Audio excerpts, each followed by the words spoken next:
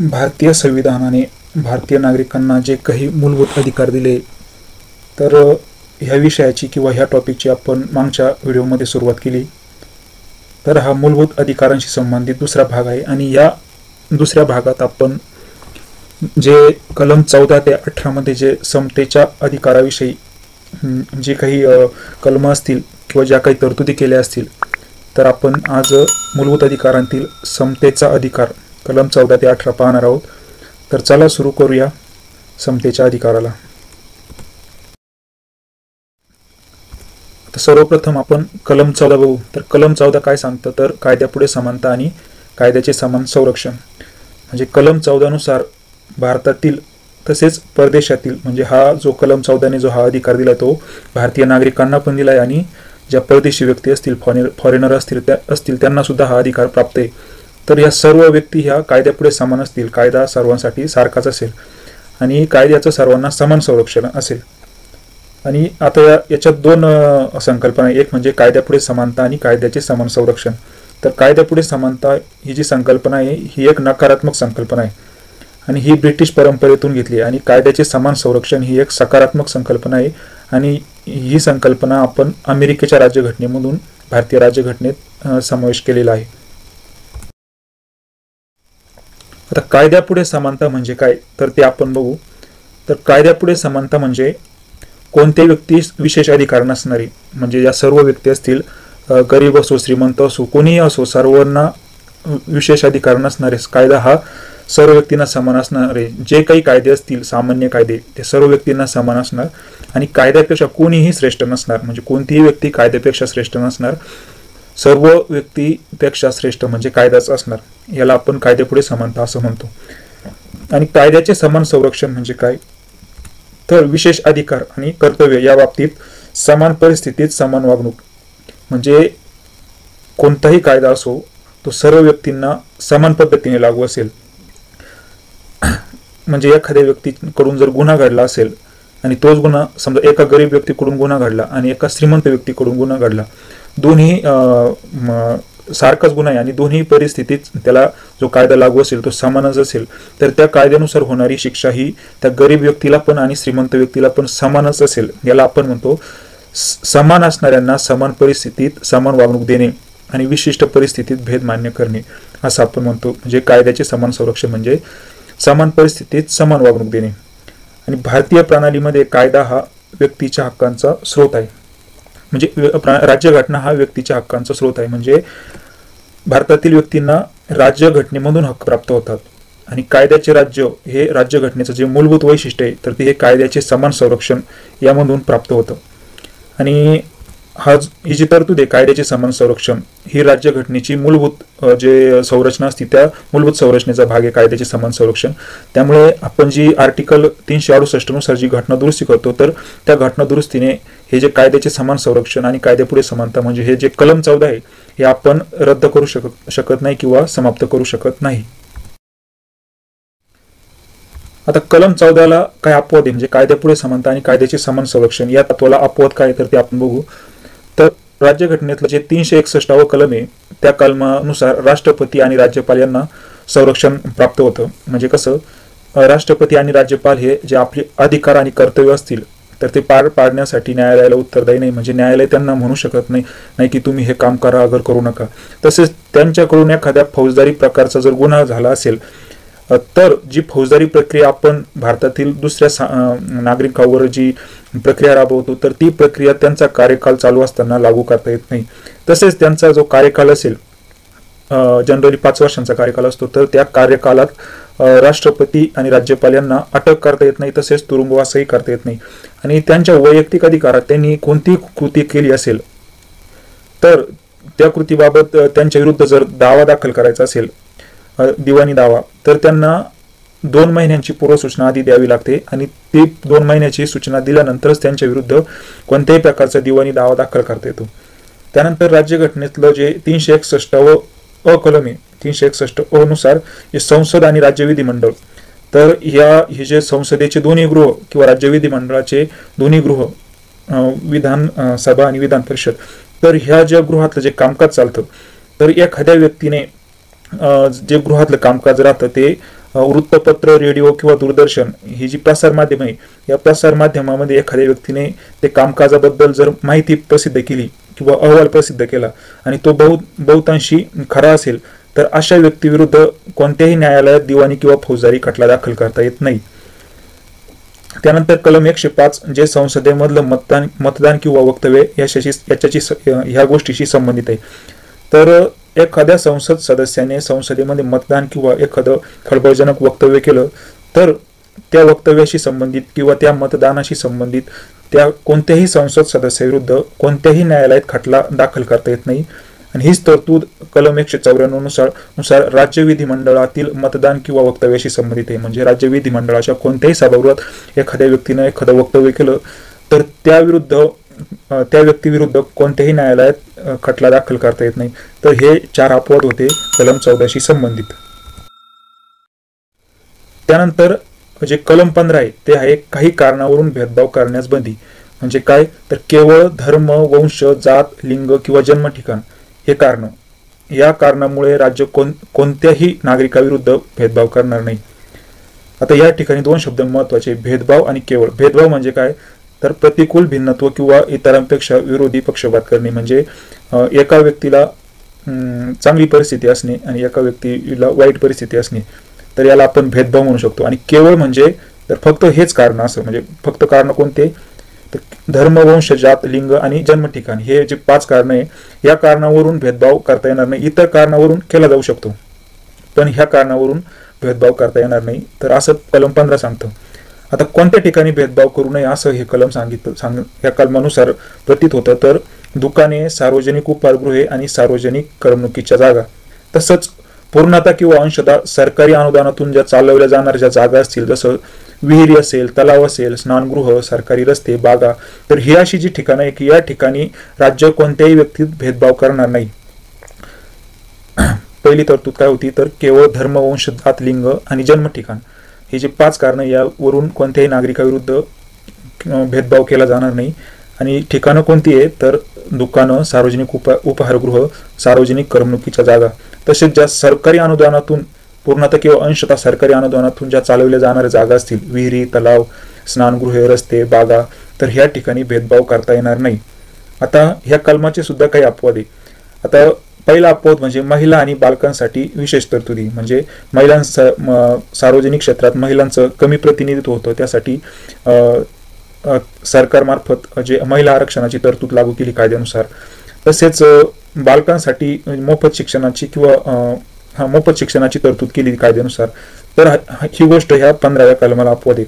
तसेच सामाजिक आणि शैक्षणिक दृष्ट्या जे मागासवर्गीय असतील, तसेच जे अनुसूचित जाती आणि अनुसूचित जमाती असतील, ज्यांचं प्रतिनिधित्व कमी असेल, काही ठराविक क्षेत्रामध्ये त्यांचं प्रतिनिधित्व कमी आहे, तर यांच्या विकासासाठी सरकार हे कायद्याद्वारे विशेष तरतुदी करू शकतं. आणि हेच जे मागासवर्गीय आपण म्हणतो यांना, सामाजिक आणि शैक्षणिक मागासवर्गीय, तसेच SC ST सारखे जे मागासवर्गीय असतील, त्यांना सर्व शैक्षणिक संस्थांमध्ये प्रवेश घेण्यासाठी विशेष तरतुदी राज्याद्वारे केल्या जातील. तर आता आपण कलम 15 बघितलं की जे भेदभाव करण्यावर बंदी घालतं. त्यानंतर कलम 16 हे सार्वजनिक नोकऱ्यांमध्ये संधीची समानता याविषयी कलम 16 आहे. तर कलम 16 मध्ये सुद्धा हीच अट आहे, काय, धर्म, वंश, जात, लिंग आणि जन्म ठिकाण किंवा वास्तव्य, इथं एक अट वाढली ते म्हणजे वास्तव्य. तर हे जे अट म्हणजे अट नाही, इथं कारण म्हणू आपण, हे जे कारण आहे कोणते, धर्म, वंश, जात, लिंग, जन्म ठिकाण आणि वास्तव्य, केवळ याच कारणावरून राज्य भेदभाव किंवा अपत्य करणार नाही. कशासाठी, तर सार्वजनिक नोकऱ्यांमध्ये. म्हणजे इतर कारणावरून केलं जाऊ शकतं. म्हणजे 2 व्यक्ती आहे, एखाद्या व्यक्तीची जी क्वालिफिकेशन असतं एखाद्या पदासाठी, ते जर जास्त असेल, म्हणजे त्या लायक असेल, तर तो घेतला जाऊ शकतो. किंवा गुणांची पात्रता असेल, एखाद्या व्यक्तीचे गुण जर दुसऱ्या व्यक्तीपेक्षा जास्त असेल, तर साहजिकच तिथं ती ज्या व्यक्तीला जास्त गुण असतील त्याच व्यक्तीला त्या नोकरीवर किंवा त्या जागेवर घेतलं जाऊ शकतं. पण त्या व्यक्तींमध्ये जो भेदभाव केला जाणार नाही, तर त्या भेदभाव न करण्याची कारणं कोणती, तर धर्म, वंश, जात, लिंग, जन्म ठिकाण आणि वास्तव्य. आता या कलम 16चे अपवाद आपण पाहू. तर काही पदांसाठी वास्तव्य ही अट घातली. म्हणजे जे काही सार्वजनिक नोकऱ्यांमध्ये काही पदं अशी असतील की जी ठराविक राज्यामध्ये असतील, त्यांनाच म्हणजे ज्या राज्यात ती पदं असतील त्याच राज्यातलं वास्तव्य ही अट राहू शकते. आणि या संबंधीचा जो कायदा आहे सार्वजनिक नोकरी कायदा 1957, तर हा कायदा 1974 मध्ये लोप पावला. आणि ही जी वास्तव्य जी ही अट आहे ही सध्या फक्त आता आंध्र प्रदेश आणि तेलंगणा ह्या दोनच राज्यात आहे. म्हणजे ह्या दोन राज्यात तुम्हाला सार्वजनिक नोकरी करायची तर वास्तव्य ही अट लागू होते.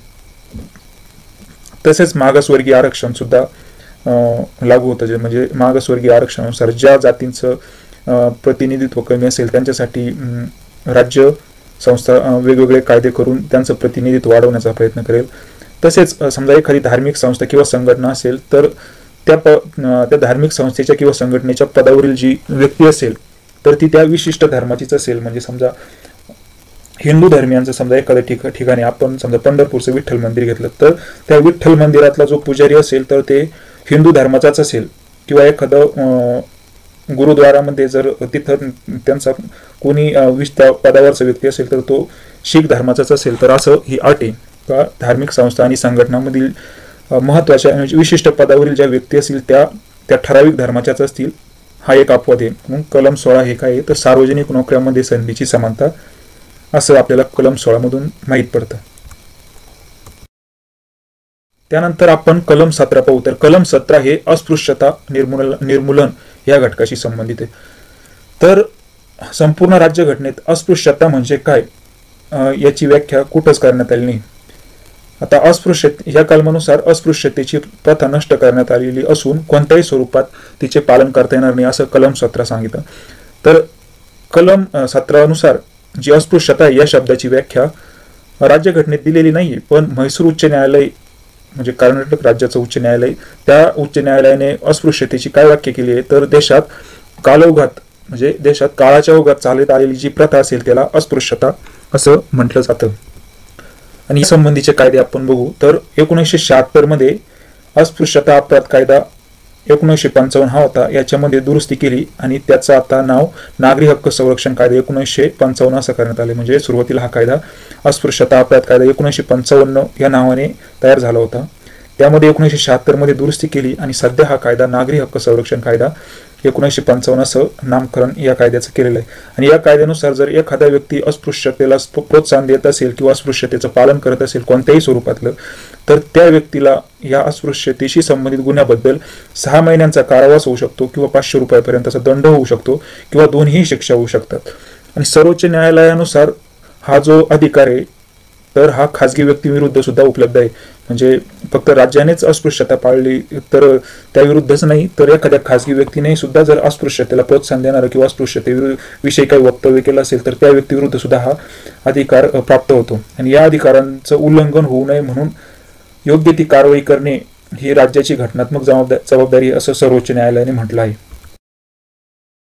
त्यानंतर जे कलम 18 आहे ते ज्या पदव्या असतील वेगवेगळ्या प्रकारच्या इंग्रज शासन काळात ज्या पदव्या दिल्या जायच्या तर त्या पदव्यांच्या संपुष्टात आणण्याशी संबंधित हे कलम 18 आहे. तर कलम 18 ने काय केलंय तर जर पदव्या संपुष्टात आणल्या किंवा पदव्यांची समाप्ती केली तर पदव्या कोणत्या होत्या त्या काळात तर महाराजा, राजबहादूर, रायबहादूर, रायसाहेब, दिवाण बहादूर यासारख्या ज्या पदव्या असतील ज्या वसाहतवादी काळापासून सुरू झाल्या होत्या आणि इंग्रज शासन काळात ह्या मोठ्या प्रमाणात ह्या पदव्या इंग्रजांकडून भारतीय व्यक्तींना दिल्या जायच्या.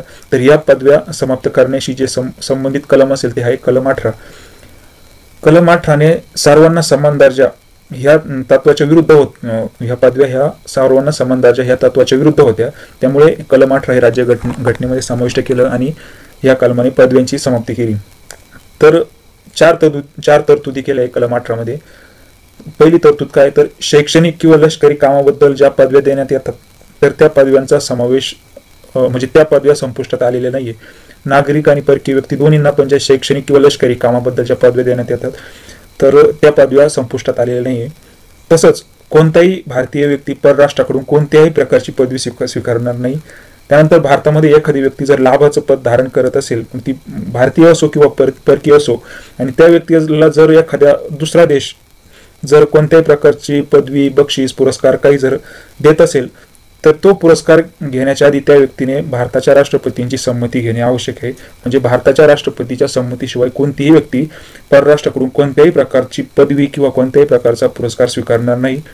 तसेच राज्यामध्ये सुद्धा एखादं लाभाचं पद धारण करणारी व्यक्ती आधी आपण भारतात पाहिलं तसं भारतातल्या राज्यांमध्ये पण एखादं लाभाच्या पदावर लाभाचं पद म्हणजे त्या व्यक्तीला त्या पदावर असताना काही आर्थिक लाभ मिळत असेल पैशाच्या स्वरूपात किंवा इतर कोणत्याही प्रकारचा आर्थिक लाभ मिळत असेल, तर अशा व्यक्तीने, मग ती नागरिक असो किंवा परकीय असो, तर त्या व्यक्तीने राष्ट्रपतीची संमती न घेता कोणत्याही प्रकारची पदवी किंवा बक्षीस वेतन स्वीकारणार नाही. त्या व्यक्तीला राष्ट्रपतीची संमती घ्यावीच लागते आणि त्यानंतरच तो परराष्ट्राकडून म्हणजे दुसऱ्या देशाकडून कोणत्याही प्रकारचं पदवी, बक्षीस किंवा वेतन स्वीकारू शकतो. तर कलम 18 काय सांगतात, तर पदव्यांची समाप्ती म्हणजे कलम 18ने ज्या पदव्या होत्या महाराजा, राजबहादूर, रायबहादूर, रायसाहेब यासारख्या पदव्या संपुष्टात आणल्या आहे कलम 18ने. सर्वोच्च न्यायालयाने 1996 मध्ये काय निर्णय दिला ते आता आपण बघू. तर सर्वोच्च न्यायालयाच्या 1996च्या निर्णयानुसार जी भारतातली जी महत्वाची जी राष्ट्रीय पदकं आहेत, जसं भारतरत्न असेल, पद्मविभूषण, पद्मभूषण, पद्मश्री, तर हे जे यांना राष्ट्रीय पदकं म्हटलं जातं.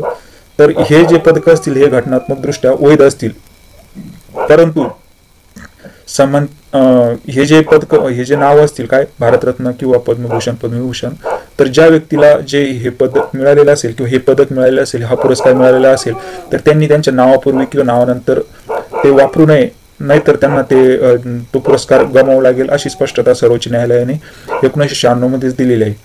आणि हे पदक वैध आहे असं का म्हटलेलं आहे, तर समानतेच्या तत्वात गुणगौरव करू नये असं म्हटलेलं नाही. म्हणजे एखाद्या व्यक्तीचा गुणगौरव करता येतो हे, आणि हा गुणगौरव हा समानतेच्या तत्वाच्या विरुद्ध नाही असं न्यायालयाचं म्हणणं आहे. आता हे जे राष्ट्रीय पदक आहे भारतरत्न तसेच पद्म पुरस्कार असतील, तर यांची सुरुवात 1954 मध्ये झाली होती, परंतु जनता सरकारने 1977 मध्ये हे पुरस्कार देणं बंद केलं होतं. परत इंदिरा गांधी सरकारने 1980 मध्ये ह्या पुरस्कारांची सुरुवात केली. तर सर्वोच्च न्यायालयाचं आपण म्हणणं काय आहे या पदकांविषयी ते पण आपण पाहिलं.